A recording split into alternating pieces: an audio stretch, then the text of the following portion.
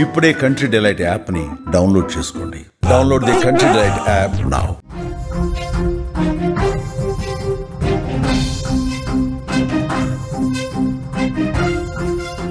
మరో big breaking news చూస్తున్నాం. సొంత ప్రజలపై బాంబులు వేసింది పాకిస్తాన్. తెల్లవారుజామున ఒక గ్రామంపై దాడి చేసింది.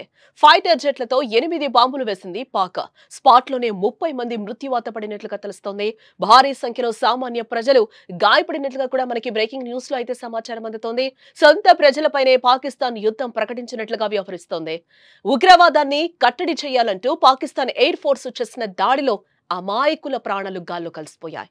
ఈ రోజు తెల్లవారుజామున ఒక గ్రామంపై పాక్ యుద్ధ విమానాలు చేసిన దాడిలో కనీసం 30 మంది మరణించుంటారు. వారిలో చాలా మంది పిల్లలు, మహిళలే ఉన్నారు. భారీ సంఖ్యలో ప్రజలు గాయపడినట్లుగా కూడా స్థానిక మీడియాలో వార్తలైతే వస్తున్నాయి. ప్రస్తుతం ఖైబర్ పఖ్తూన్ఖ్వా ప్రాంతం శవాల దిబ్బగా కనిపిస్తోంది. ఈ రోజు తెల్లవారుజామున 2 గంటల సమయంలో పాకిస్తాన్ వాయుసేన యుద్ధ విమానాలు మాత్రం ద్వారా గ్రామంపై బాంబుల వర్షం కురిపించాయి. ఫైటర్ జెట్లు LS-6 రకానికి చెందిన 8 బాంబులను ప్రజలపై జారవిడిచినట్లుగా తెలుస్తోంది. కళ్లు తెరిచి చూసేలోపే భయంకరమైన శబ్దాలతో గ్రామం మొత్తం కూడా కనిపించకుండా పోయింది. ఎక్కడ చూసినా మంటలు, పొగ, ఆర్తనాదాలు. విజువల్లో కూడా మనం చూడొచ్చు.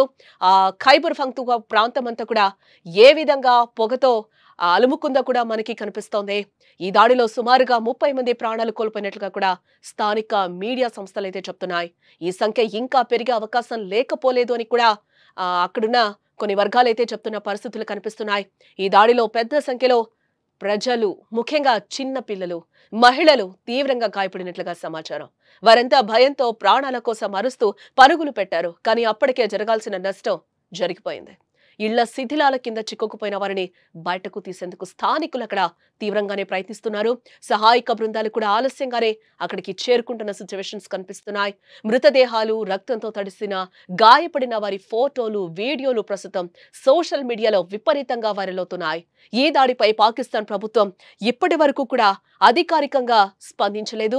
ఉగ్రవాద వ్యతిరేక ఆపరేషన్లలో భాగంగానే ఈ దాడులు జరిగాయని పాక్ ఆర్మీ వర్గాలైతే చెప్తున్నాయి. ఇలా పాకిస్తాన్ లో ఉగ్రదాడులు, అంతర్గత కల్లోలాలు కొత్తేం కాదు.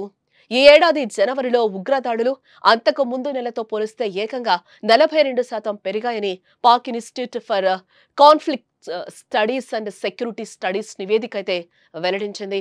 బలోచిస్తాన్ తర్వాత అత్యధికంగా ఉగ్రదాడులు జరిగేది ఈ ఖైబర్ పఖ్తూన్ఖ్వా ప్రావిన్స్ లోనే.